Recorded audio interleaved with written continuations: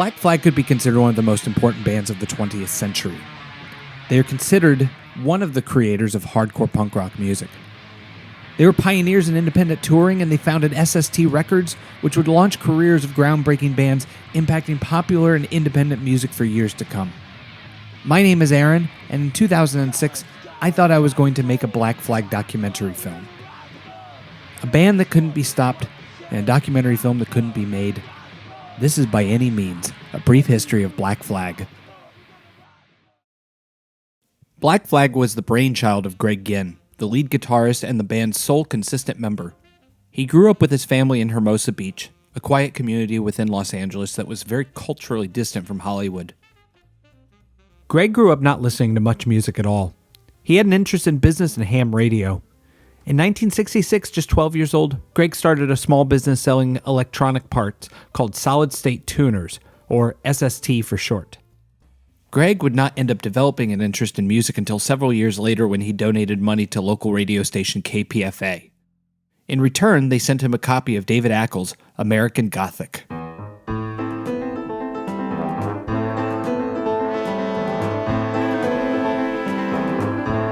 Mrs. Molly Jenkins. My younger brother had a guitar sitting around the house, and I was about 19 years old. It was an acoustic guitar, and I just started banging on it. I was going to college at the time, and I kind of would go home from school and just bang on the acoustic guitar. He had a chord book laying around. I started learning that just for fun. He also sent away for a copy of Little Johnny Jewel by television after reading about punk rock in the Village Voice. Little Johnny Jewel, he's so... My fascination with Black Flag began before high school. My dreams of becoming a filmmaker or a musician seemed unattainable. So I was entranced when my brother showed me some punk rock videos that he had taped late one night from MTV. We've got nothing better to do.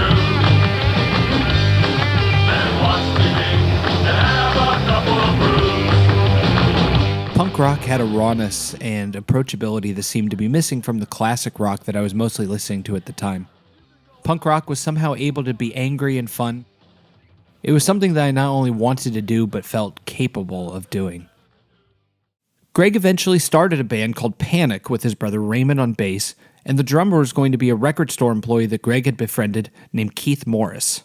One day we were in the SST workspace, and Iggy and the Stooges came on the radio, Search and Destroy, and I do remember jumping up on a desk and kicking everything off the desk. There was a big sofa in the middle of the room, and I went running for the sofa, and I jumped up on one of the arms of the sofa and leapt all the way across the sofa and once again landed on my face. Greg looks up at me and says, you're not going to play drums in Black Flag. You're the vocalist. Jeff Migdal, he was my best friend in high school. His younger brother, Brian, ended up being the first drummer in Black Flag. Panic had several bass players that switched out based on their availability, including a young recording engineer named Glenn Lockett, also known as Spot.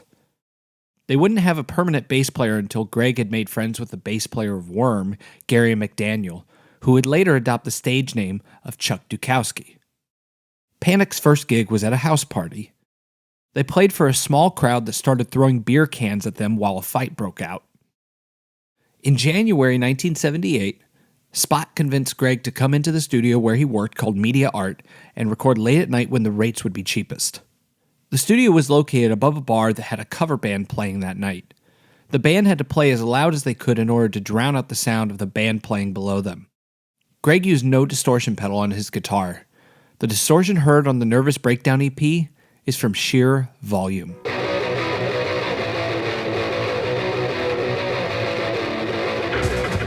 Around this time, the practice space used by Panic and Worm was raided by the police, and the bands were all forced to move their practice elsewhere. They ended up relocating to a communal living space called The Church, where Greg did all of his SST work. Okay, the church, it used to be a Baptist church, and now they just rent out all the rooms in it and stuff. And there's some other bands in here. We practice here, and Ron lives here, and Robo lives here. At the church, they learned of several other bands locally named Panic, so Raymond Pettibone, Greg's brother, suggested the change to Black Flag, and he created the iconic logo. Black Flag's logo originated by one Raymond Pettibone, the amazing artist. That became synonymous with unrest, chaos, rebellion, and those pushing against anything you got. If you have a band, you have to have a name, you know? It was just a suggestion, and, you know, and they went with it. For me, when Ray dropped the name, I was like, yes. And the bars, I go, yes. The only label that showed any interest in putting out the first set of Black Flag recordings was Bomp Records, who ran into financial troubles that year and were unable to commit to putting out the record. So Greg decided to put it out himself. SST started to put out the first Black Flag record because we didn't have any other way to put it out. I had a company called SST Electronics. I built electronics equipment. And so when we recorded our first record, and we waited around for a while, and then I finally decided, well, I could figure out how to do this, and put out the first EP, Nervous Breakdown. As someone who dreamt of producing art for a living, the idea of being able to make it happen through sheer force of will, as Greg Ginn would demonstrate time and time again, was absolutely inspiring to me. In my search to find out more information, to my disappointment, I would find that there was very little written about the band. The biographical book by Stevie Chick had not been written yet, the extensive article by Jay Babcock had not been published yet, and even the quintessential book Our Band Could Be Your Life by Michael Ozerod had not yet been published. All I was able to find were some interviews with the band, a few articles that had been written, and Henry Rollins' spoken word material along with his book, Get in the Van. It was because of this that I cemented the idea in my head that nobody was ever going to tell Black Flag's story, so I should. Still unable to get Black Flag booked at a traditional venue, Greg rented out a Moose Lodge in Redondo Beach for their first non-house party gig. He also booked Rhino 39 and the Alley Cats, hoping that those bands would attract a crowd. Oh, it was incredible. I was just jaw-dropping. I mean, the first time I saw Greg and Chuck play live, and Keith, it was just like, everything I'd seen up to them was like the Partridge Family. Everything I'd seen up to that point was just like, okay, that was one thing, now this is something completely different. Their set culminated with Keith tearing down an American flag and wrapping it around himself. This prompted the members of the Moose Lodge in attendance to immediately throw him out. Black Flag established early on that it was willing to play anywhere and for anyone. This was maybe no more obvious than the notorious gig at Pollywug Park. The park frequently hosted music for families, usually jazz or classical. Greg told the event organizers that the band played Rumors-era Fleetwood Mac covers.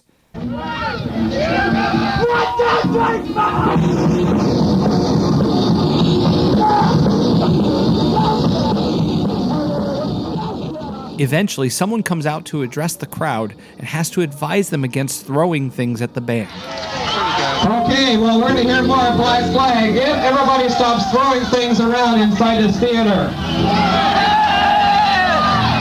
Now, who wants to hear more of Black Flag?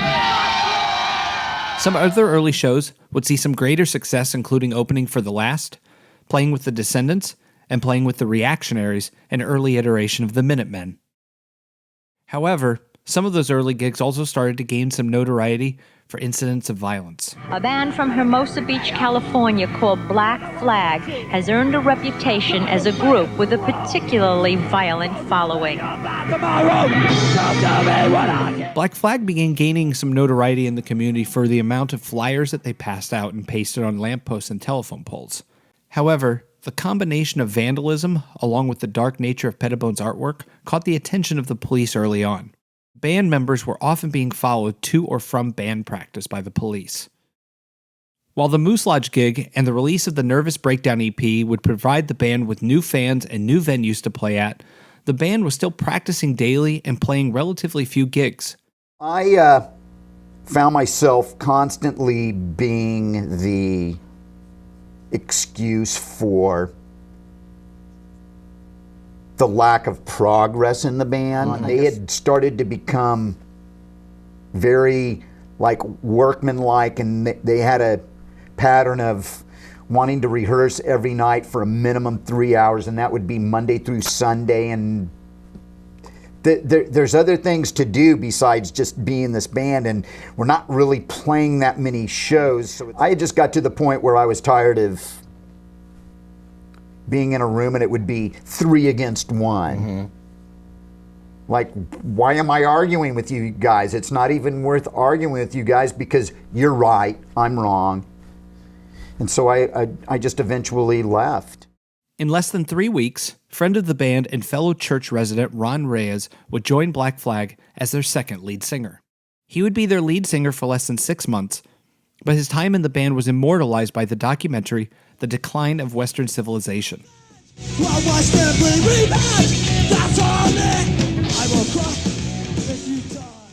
In April of 1980, the band entered the studio again and recorded what would become the Jealous Again EP. Ron, however, had a habit of walking out of the studio mid-take, according to Spot.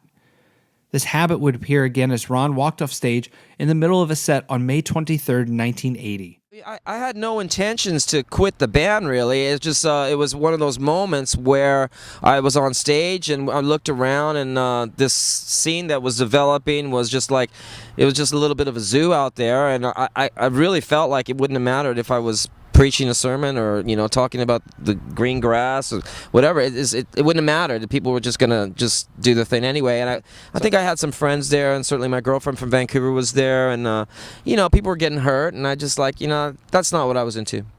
He would soon move to Vancouver with his girlfriend and become very active in the music scene there.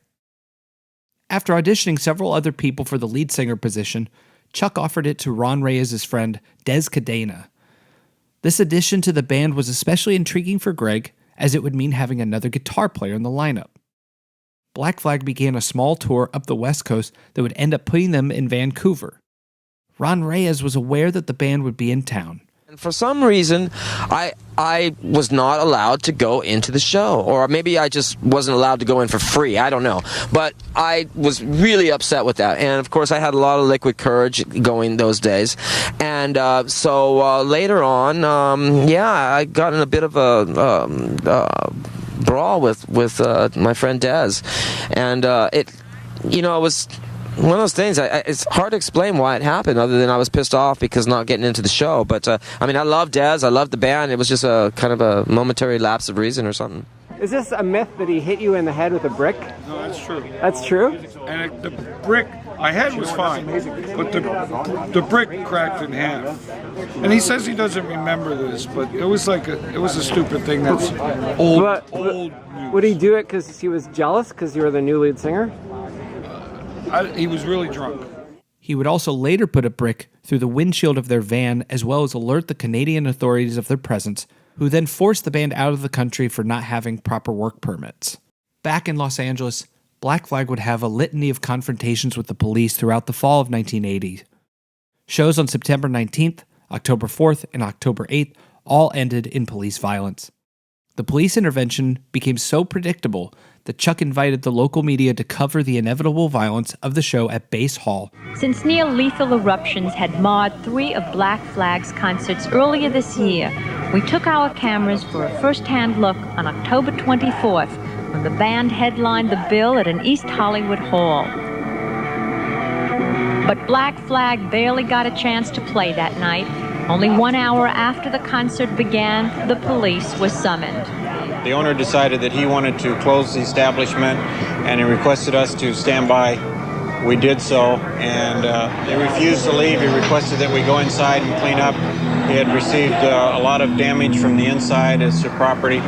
Therefore, we went inside and had the individuals that were inside exit the location.